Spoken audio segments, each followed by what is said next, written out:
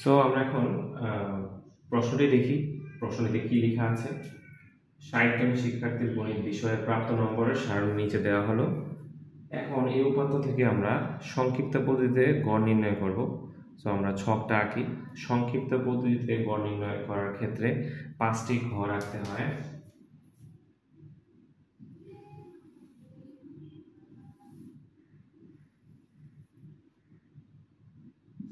এক, 2, 3, 4 এবং 5।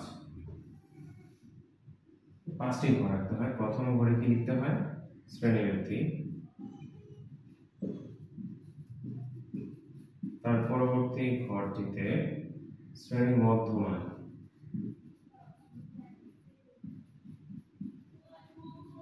তারপর আছে গণসংখ্যা, ধাপ বিচ্যুতি,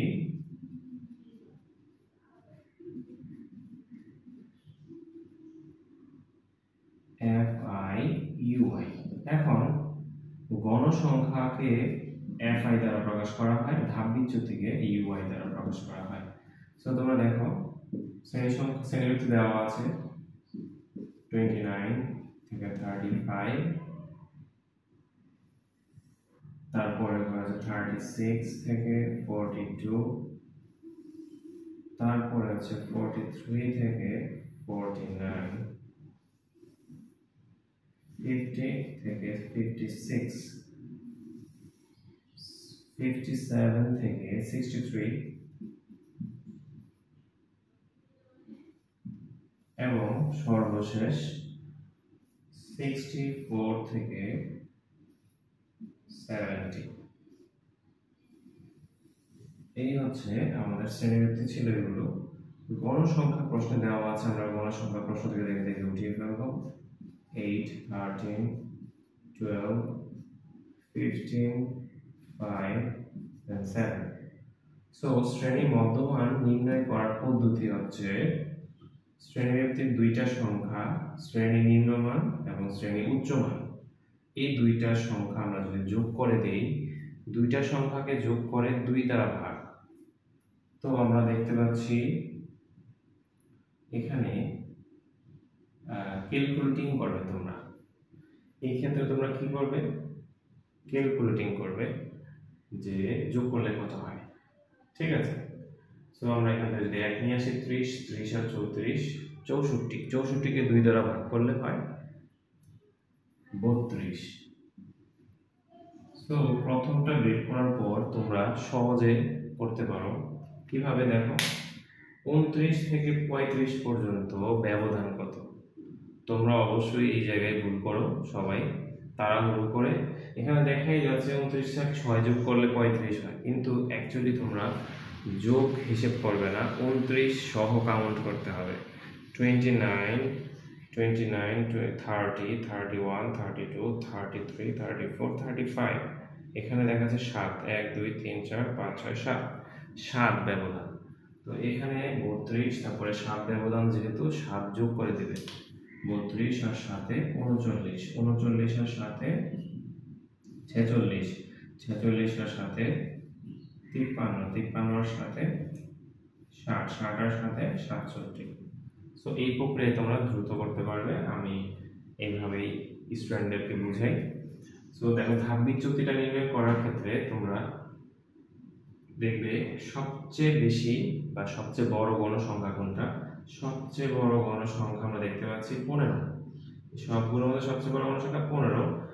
15 এর শ্রেণী মধ্যমান হচ্ছে আনুমানিক গড়, এটাকে বলে আনুমানিক গড়।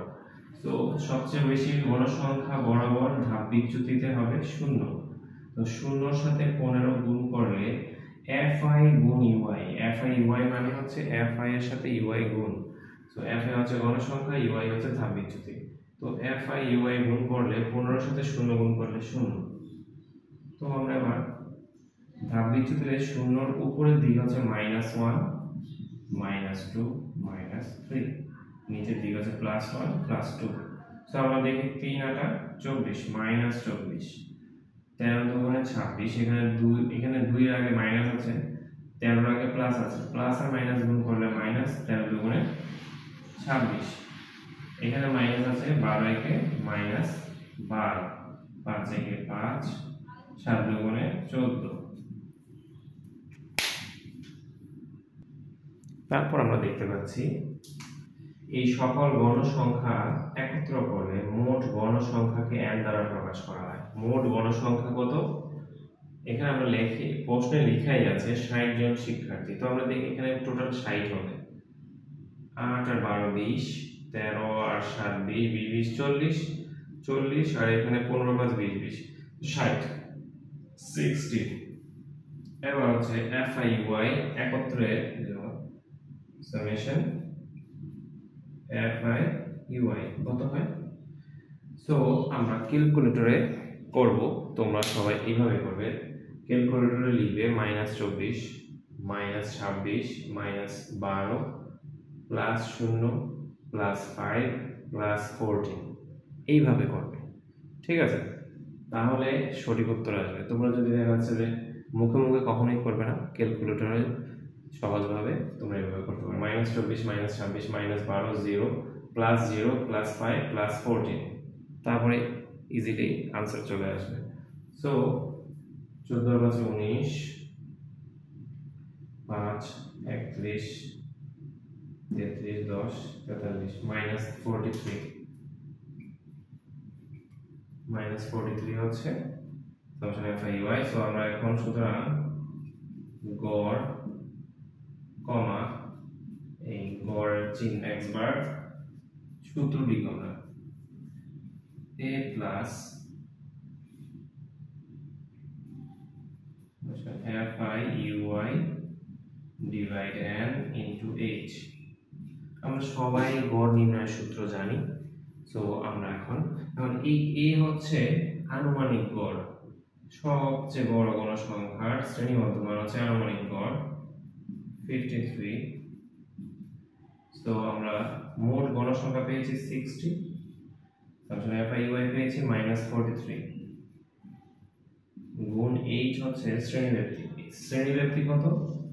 h হচ্ছে শ্রেণীব্যাপ্তি, শ্রেণীব্যাপ্তি হচ্ছে এখান থেকে এখানে ব্যবধান কত?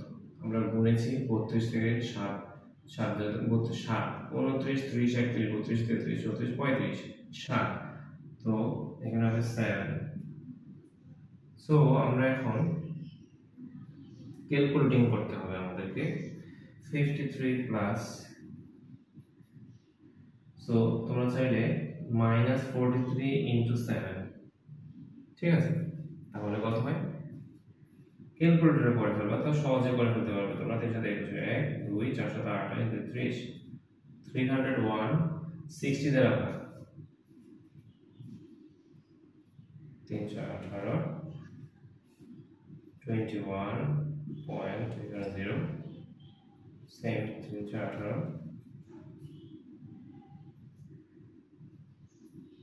18 0.0 5 35। সো হয়ে গেছে 3.35 মাইনাস 3.35। সো একত্রে দুইটা চিহ্ন কখনোই বসতে পারে না, প্লাস আর মাইনাস গুণ করলে মাইনাস, 53 মাইনাস 3.35। সো আমরা উত্তর পেয়ে গেলাম কত? 53 3.35 মাইনাস করলে হবে 49.65, 49.65, এটা হচ্ছে আনসার। তো আমরা এখানে আনসার লিখে দেব।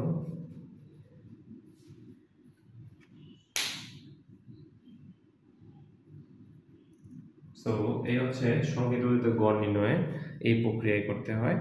সো তোমরা সহজে আশা করি বুঝতে পেরেছো। তো আমি বোর্ডটা মুছে দিয়েছি, মধ্যক নির্ণয় করবো আমরা।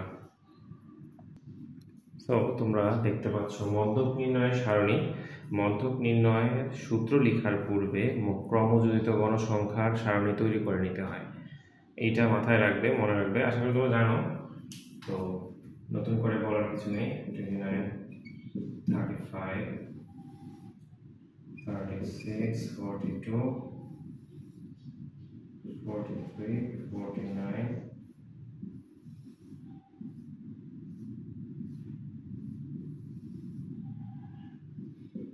50 56 57, 63,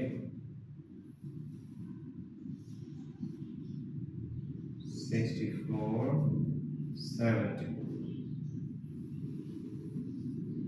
সো গণসংখ্যা আমরা জানি, প্রশ্ন থেকে দেখে দেখে লিখে ফেলবো।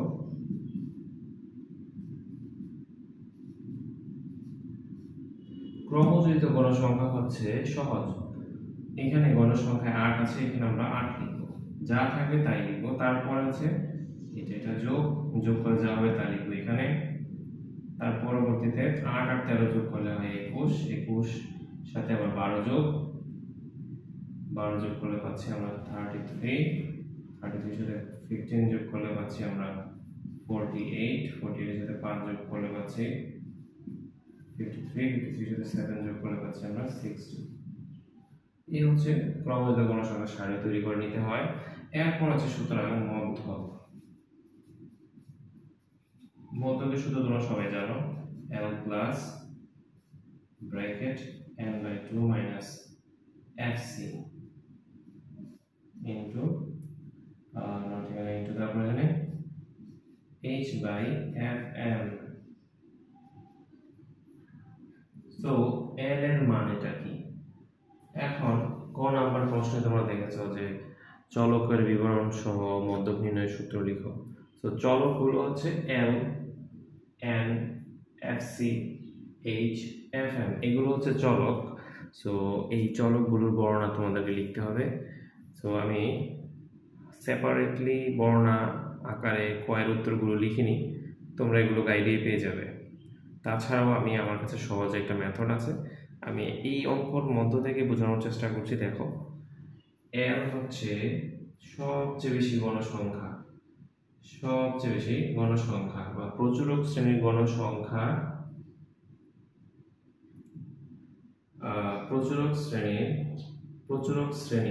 প্রচুরক মানে হচ্ছে সবচেয়ে বেশি গণসংখ্যা, সেটার শ্রেণীটা হচ্ছে এটা। প্রচুরক শ্রেণীর নিম্নমান বা নিম্ন সীমা যেটাই বলে। প্রচুরক শ্রেণী মানে সবচেয়ে বেশি গণসংখ্যার পুরো শ্রেণীটাকে বলা হয় প্রচুরক শ্রেণী। তো প্রচুরক শ্রেণীর নিম্নমান এটা হচ্ছে L 50 প্লাস N হচ্ছে মোট গণসংখ্যা, টোটাল গণসংখ্যা কত? 60। N হচ্ছে মোট গণসংখ্যা মাইনাস FC হচ্ছে, দেখো তোমরা এই প্রক্রিয়া করতে পারো, সবচেয়ে বেশি গণসংখ্যা কত? 15 এর আগে যত গণসংখ্যা আছে সবগুলো যোগ করলে যা পাবে তাই হচ্ছে FC। অথবা এইভাবে মনে রাখতে পারো, সবচেয়ে বেশি গণসংখ্যার পূর্ববর্তী শ্রেণীর ক্রমযোজিত গণসংখ্যা। এটি একটু প্যাচ হয়ে যায়, এটা কি হয়ে যায়? প্যাচ মনে হয়, মনে নাও থাকতে পারে, আবার অনেকের যারা সহজে পারে তাদের মনে থাকে। তো সবচেয়ে বেশি গণসংখ্যার উপরের গণসংখ্যাগুলো যোগ করলে দেখবে এটাই পাচ্ছ। 13 আর 12 25, 25 আর 8 33। অথবা প্রচুরক শ্রেণীর পূর্ববর্তী শ্রেণীর ক্রমযোজিত গণসংখ্যা, এই দুই উপায়। সো আমরা পাচ্ছি কত? 33। এই হচ্ছে FC ইনটু H শ্রেণীব্যাপ্তি। এই যে আমার শ্রেণীব্যাপ্তি, এখান থেকে এখানে শ্রেণীব্যাপ্তি কত? 7। FM হচ্ছে প্রচুরক শ্রেণীর গণসংখ্যা, সবচেয়ে বেশি গণসংখ্যা প্রচুরক শ্রেণীর গণসংখ্যা FM কত? 15। এই হচ্ছে চলকের বিবরণ, তোমরা পাশে লিখে নিতে পারো। L50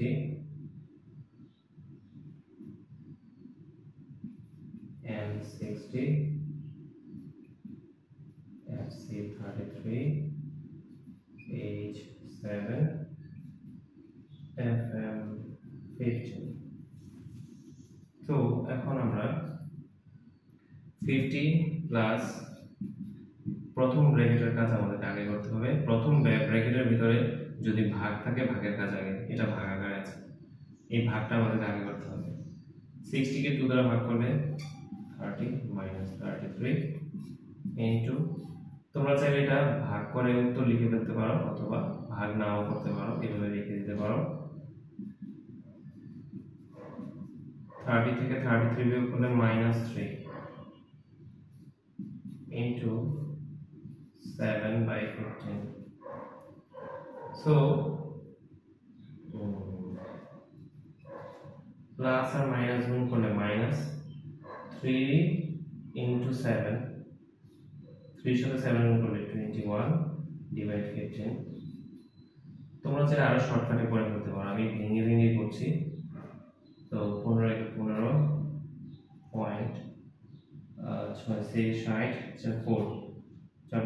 সো 1.4 হয়, এটা মাইনাস করলে হয় 48.6.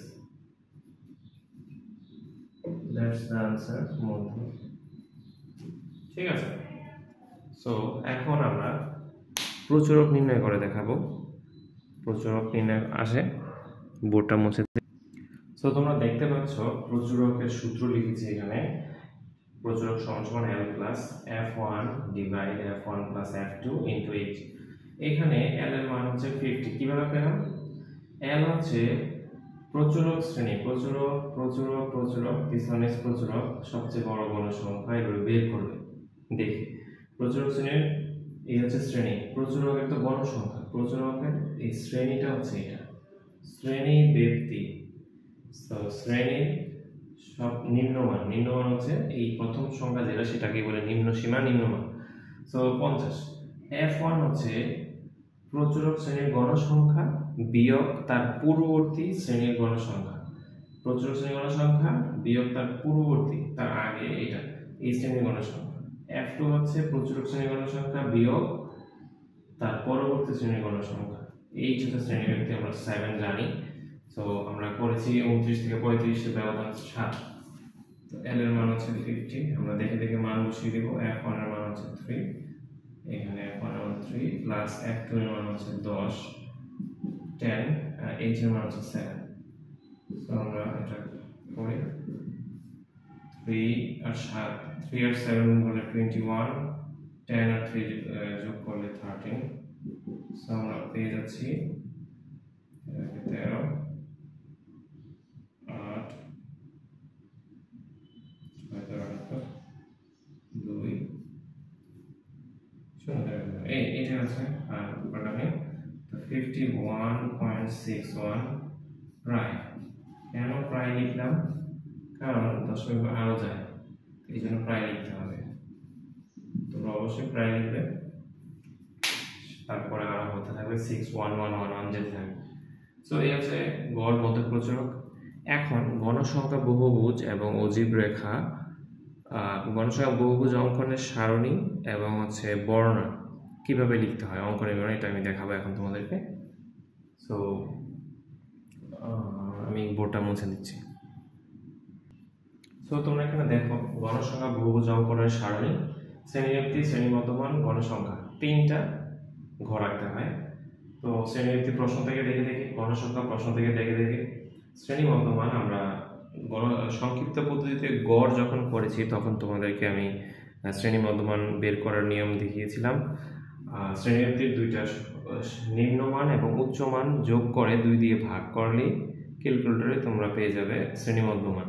সো প্রথমটা বের করতে পারলে পরেরগুলো সহজে বের করা যায়। এই ব্যবধানটা কত সেটা বের করতে পারলে এটা ইজিলি বের করা যায়। 7 ব্যবধান, তো 7 7 যোগ করে দিলে তোমরা শ্রেণী মধ্যমান পেয়ে যাবে। সো গণসংখ্যা বহুভুজ অঙ্কনের অঙ্কনটা কিভাবে লিখে, বর্ণনাটা, অঙ্কনের বর্ণনাটা দেখো। অঙ্কনের বিবরণটা কিভাবে লিখে আমি দেখাচ্ছি। তো তোমরা লিখবে অঙ্কনের বিবরণ।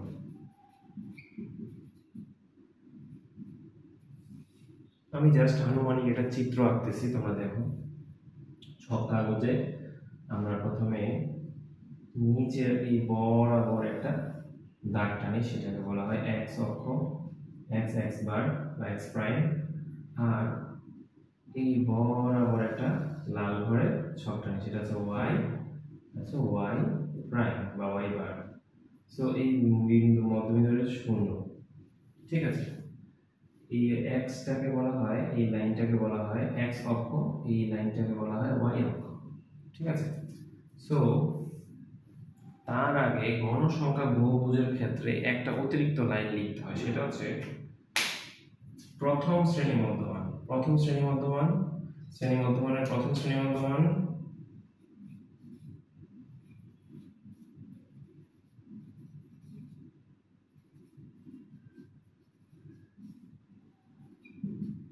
প্রথম শ্রেণী মধ্যমানের পূর্ববর্তী, মানে প্রথম শ্রেণী মধ্যমান আছে 32, তার আগের শ্রেণী কত হতো?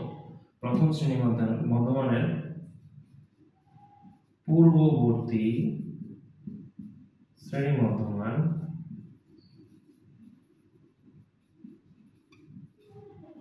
আমি এক পাশ থেকে লিখছি, এই জন্য আমার হাতের লেখা তোমাদের হয়তো বুঝতে কষ্ট হতে পারে, ম্যানেজ করে নাও।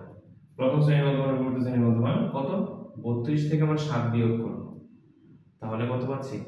25।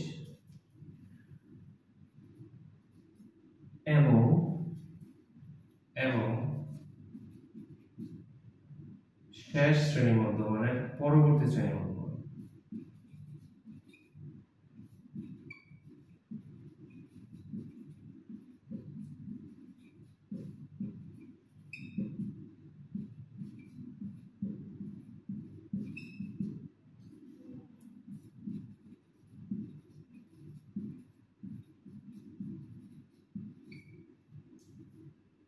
সাতষট্টির সাথে 7 যোগ করলে হবে 74। সো পরবর্তী শ্রেণী মধ্যমান হবে 74 তারিখ। তোমরা একটা বিষয় জানো কিনা, প্রথমে হচ্ছে এই যে সারণীটা আমি এঁকেছি, এই সারণীতে তোমার 1 মার্ক, তারপরে অঙ্কনের বিবরণে হচ্ছে 1 মার্ক, 2 মার্ক, আর এই গ্রাফটা আঁকলে 2 মার্ক, মোট এভাবে ভাগ করে 4 মার্ক। সো তোমরা অঙ্কনের বিবরণ দেওয়ার ক্ষেত্রে তোমরা মনে করো কঠিন, অনেকেই মনে করে যে না এটা পেঁচানো, তবে আমি তোমাদেরকে এই ছক থেকে দেখে দেখে মুখস্থ করিয়ে দেব এই এখনই। তোমরা মনোযোগ দিয়ে একটু দেখো। প্রথম শ্রেণী মধ্যমানের পূর্ববর্তী শ্রেণী মধ্যমান 25, তার আগে কত হতো? 25, এবং শেষ শ্রেণী মধ্যমানের পরবর্তী শ্রেণী মধ্যমান যত হবে তত, অঙ্কের সংখ্যার উপর ডিপেন্ড করে। তারপরে হচ্ছে শুরু হবে x অক্ষ বরাবর শ্রেণী মধ্যমান।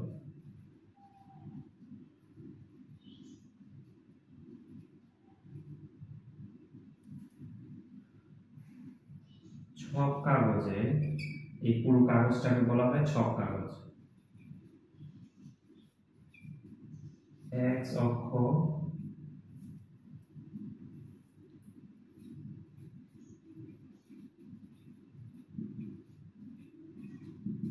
ছক কাগজে x অক্ষ বরাবর শ্রেণী মধ্যমান,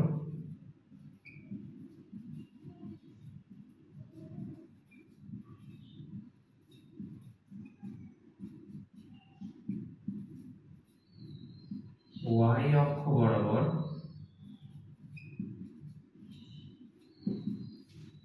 x অক্ষ বরাবর শ্রেণী মধ্যমান এবং y অক্ষ বরাবর গণসংখ্যা।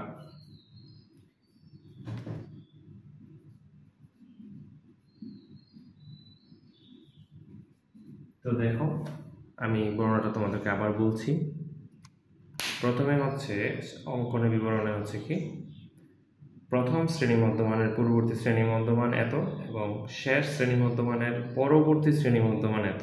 তারপরে শুরু হবে ছক কাগজে x অক্ষ বরাবর শ্রেণী মধ্যমান এবং y অক্ষ বরাবর গণসংখ্যার প্রতি ঘরকে।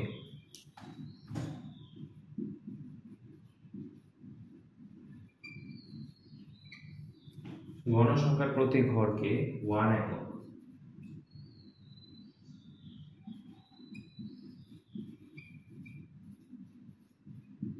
ধরে গণসংখ্যা বহুভুজাকার, শেষ গণসংখ্যা ধরে গণসংখ্যা বহুভুজ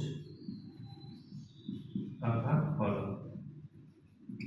এখন তুমি বলতে পারো, তোমরা বলতে পারো যে স্যার আমি 1 একক কেন ধরবো, আমি যদি 2 একক ধরি। ঠিক আছে, তোমাকে পরীক্ষার হলে একটা বড় গ্রাফ পেপার দিবে, আস্ত একটা দিবে, সো তুমি 1 একক করেই ধরবে। 1 একক করে ধরলে প্রত্যেকটা ছোট ঘরকে 1 একক করে ধরবে। আমি তোমাদেরকে চেষ্টা করব বড় একটা আর্ট পেপারে গ্রাফ এঁকে তোমাদেরকে বোর্ডে দেখিয়ে দেওয়ার জন্য সহজে। এমন কোনো স্টুডেন্ট নেই যে তোমরা বলবে যে স্যার আমি বুঝিনি, অবশ্যই অবশ্যই বুঝবে, খুবই সহজ। তো তারপরে আমি দেখাচ্ছি যে 2 লাইন, অনলি 2 লাইন। দেখো, ছক কাগজে এক অক্ষ বরাবর, ছক কাগজে এক অক্ষ বরাবর শ্রেণী মধ্যমান এবং ওয়াই অক্ষ বরাবর গণসংখ্যার প্রতি ঘরকে 1 একক ধরে গণসংখ্যা বহুভুজ আঁকা হলো। তো তারপরে হচ্ছে ছক কাগজে 0 থেকে ধরো 5টা ঘর, 0-র পর থেকে 5টা ঘর, ক্ষুদ্র ক্ষুদ্র ঘর, এই এতটুকু পর্যন্ত 5টা ঘর প্রথমে ভাঁজ চিহ্ন দিতে হয়। তো এখান থেকে শুরু হবে এই সংখ্যা, শুরু তো হবে 25 থেকে। তো ছক কাগজে লাস্ট লাইন, ছক কাগজে 0 থেকে 25, কেন 25? এই যে আমরা লিখেছিলাম, এখানে যত হবে তত, 0 থেকে 25 পর্যন্ত বোঝাতে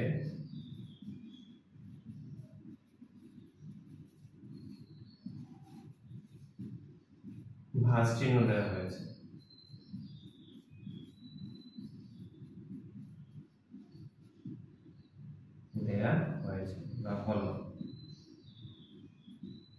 এই তো শেষ। এই বর্ণনা 2 লাইন বর্ণনা লিখলে তোমরা 1 মার্ক পেয়ে যাবে। তো এখন আমি চেষ্টা করি আনুমানিক একটা গ্রাফে বোঝানোর জন্য। দেখো গ্রাফটা কিভাবে। তো 0 থেকে এই পর্যন্ত হচ্ছে 25 হচ্ছে 25, তারপরে ব্যবধান কত? আমাদের ব্যবধান কত? 7, এটা মাথায় রাখতে হবে, 7।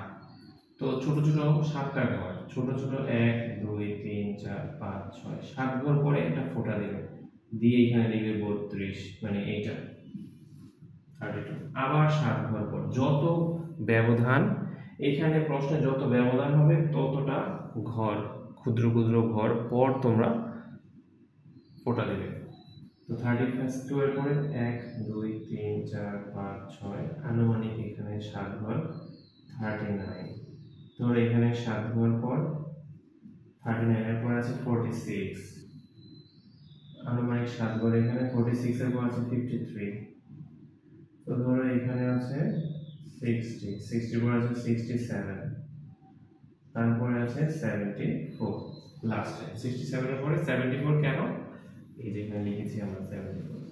এখন আমরা এইটা 25 আর 74 কেন নেওয়া হলো, এটার কারণ হচ্ছে গ্রাফে দেখাচ্ছি 25 থেকে। তো 32 তে গণসংখ্যা কত? 8, 32 তে 8।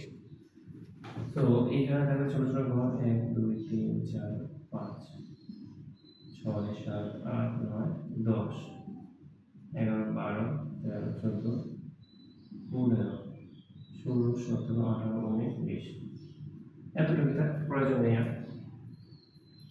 তো আমার 25-এ তো কোনো গণসংখ্যা নেই, 32-এ আছে, 32-এর গণসংখ্যা 8, এই আছে 5 6 7 8। ধরো এই বরাবর একটা ঘর টানা আছে 8 ঘর, 32-এর এই বরাবর এখানে একটা ফোঁটা, যেন বোঝা যায় যে এই ফোঁটাটা।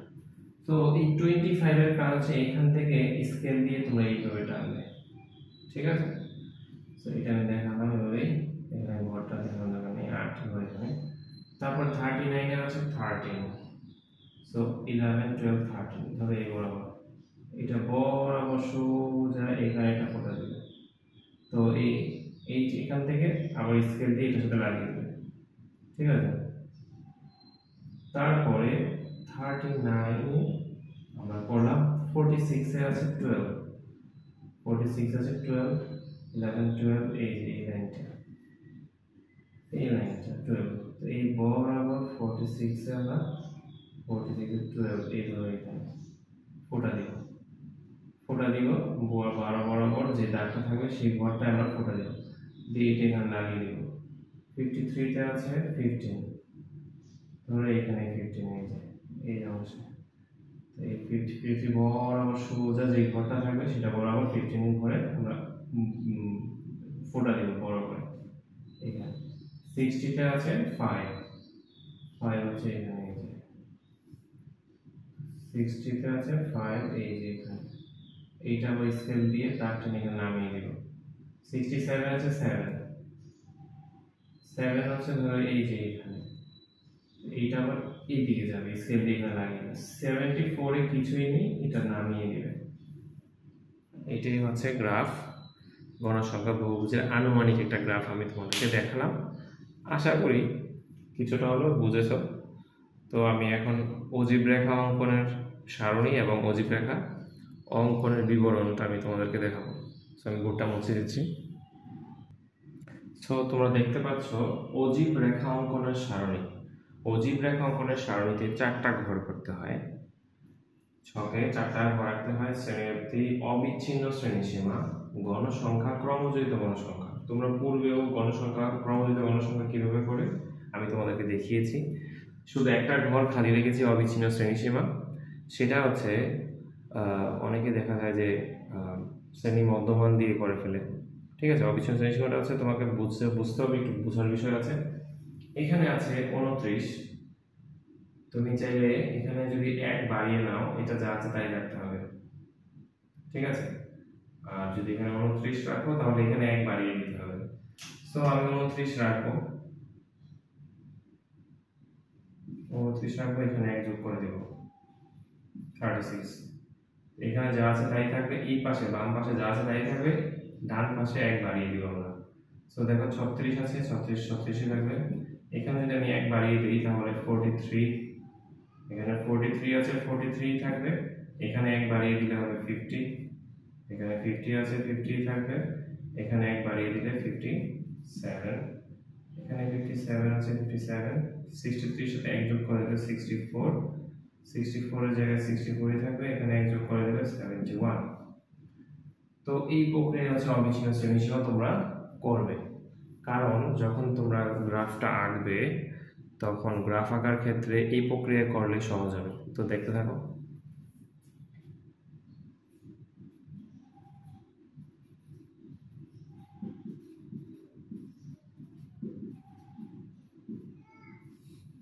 অঙ্কনের বিবরণ।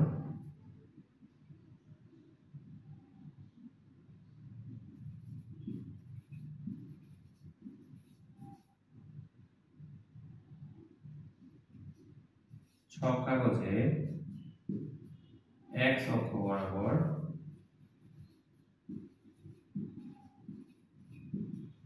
বরাবর অবিচ্ছিন্ন শ্রেণীসীমা।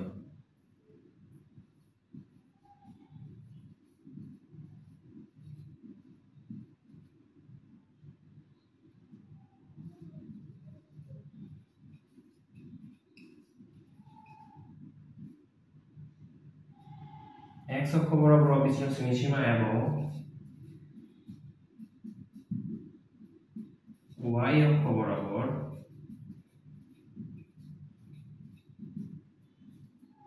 ক্রমযোজিত গণসংখ্যা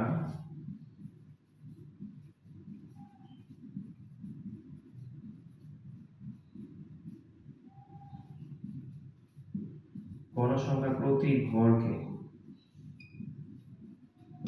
1 একক ধরে অজীব রেখা অঙ্কন করা হয়েছে। শেষ।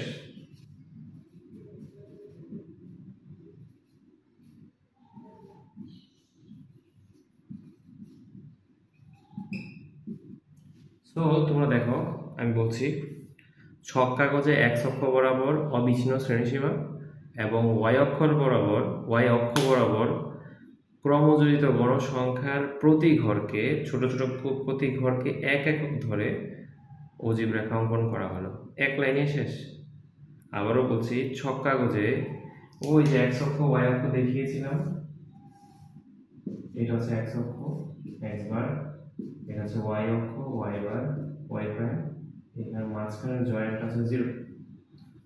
সো x অক্ষ বরাবর অবিচ্ছিন্ন শ্রেণীসীমা এবং y অক্ষ বরাবর ক্রমযোজিত গণসংখ্যার প্রতি ঘরকে 1 একক ধরে 1 একক ধরে অজীব রেখা অঙ্কন করা হলো।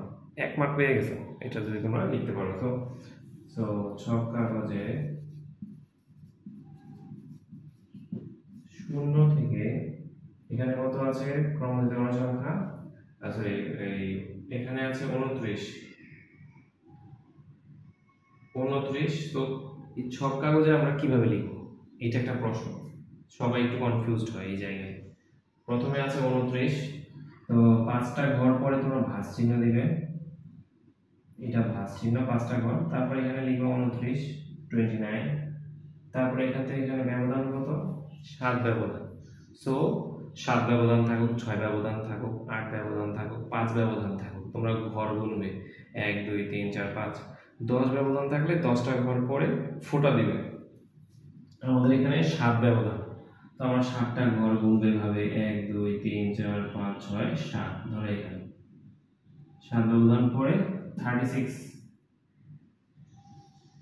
তারপরে আবার 7 ব্যবধান 1 2 3 4 5 6 7, ধরো এখানে 7 ব্যবধান পর। এখন এখানে তো 36 আছে, আমি তো 36 লিখেছি, তো এইভাবে এসে 36 এখানে আমরা দিতে হবে না, 36 আছে, 43 7 পরে 43, তো 43 এখানে আছে, তো 50।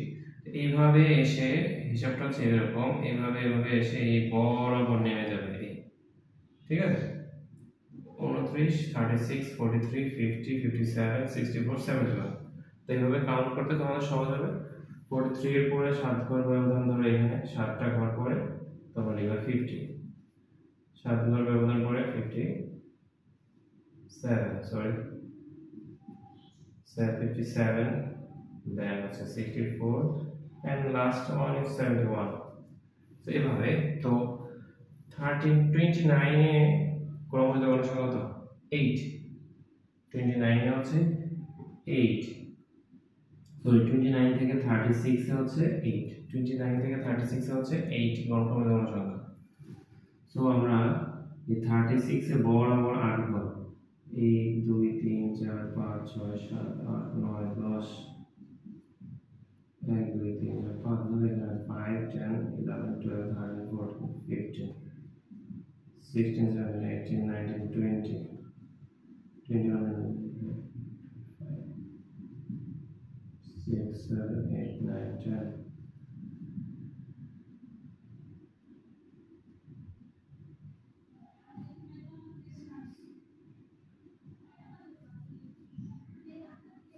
এইভাবে 45, এইভাবে যেতে আমরা 60 পর্যন্ত যাব, এইভাবে 60 পর্যন্ত আমরা যেতে থাকবো। দেখো আমি দেখাচ্ছি, 36 হচ্ছে 8,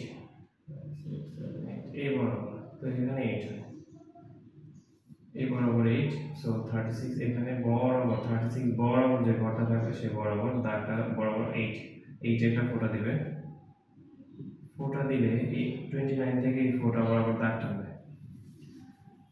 সো 36 থেকে 43, নেক্সট হচ্ছে 43, 36 থেকে 43 তে কত আছে 21 ক্রমযুক্ত গণসংখ্যা, এই বরাবর আছে অবিচ্ছিন্ন শ্রেণীসীমা লিখে দিবে, গ্রাফে পেন্সিল দিয়ে ছোট করে লিখে দিবে। তোমরা গ্রাফ অবশ্যই পেন্সিল দিয়ে আঁকবে, কলম দিয়ে আঁকা যাবে না, ছোট করে লিখে দিবে ক্রমযুক্ত গণসংখ্যা, ঠিক আছে। এই পাশে লিখে দেবে অবিচ্ছিন্ন শ্রেণীসীমা নিচে, সংখ্যাগুলো নিচে ছোট করে লিখে দেবে, এখানে ছোট করে লিখে দেবে ক্রমযুক্ত গণসংখ্যা। দেন আছে 43 তে আছে 21, সো 21 এই বরাবর 21, এই বরাবর সোজা এখানে লাগিয়ে দেবে, দেন এখান থেকে এখানে উঠবে। তারপরে 50 হচ্ছে 43 50 হচ্ছে 33, 50 হচ্ছে 33, এখানে 33 এই বরাবর 33, সো আমরা এখান থেকে এই বরাবর এখানে দাগ টানবো, এই ফোঁটা দেবো, ফোঁটা থেকে আবার এখান থেকে স্কেল দিয়ে এখানে লাগিয়ে দিব। তো এইভাবে এটা উঠতে থাকবে, এবার উপরের দিকে উঠতে থাকবে। এই প্রক্রিয়ায় তোমাদেরকে অজীব রেখা অঙ্কন করতে হবে। এই ছিল আজকে আমার ভিডিও, আশা করি তোমরা সবাই বুঝতে পেরেছো। আমার চ্যানেলে অবশ্যই সাবস্ক্রাইব, লাইক এবং কমেন্ট দিয়ে পাশে থাকবে। আর পরবর্তী ভিডিওতে আমি আশা করি একটার পর একটা অধ্যায় চুজ করে তোমাদেরকে সাজেশন দিতে থাকবো। আশা করি পরবর্তীতে তোমরা শর্টস ভিডিওতে দেখতে পেয়েছো অলরেডি যে 13.1 13.2 সসীম ধারা থেকে আমি সৃজনশীল নোট করে দিয়েছি, এগুলো আমি সলভ করে দেখাবো। সো তোমরা আমার সাবস্ক্রাইব করে সাথে থাকবে, নোটিফিকেশন অন করে রাখবে যেন ভিডিও নোটিফিকেশন পেয়ে তোমরা উপকৃত হও ইনশাআল্লাহ। সো এই আশা ব্যক্ত করে এখানে শেষ করছি আজকের ভিডিও। আসসালামু আলাইকুম।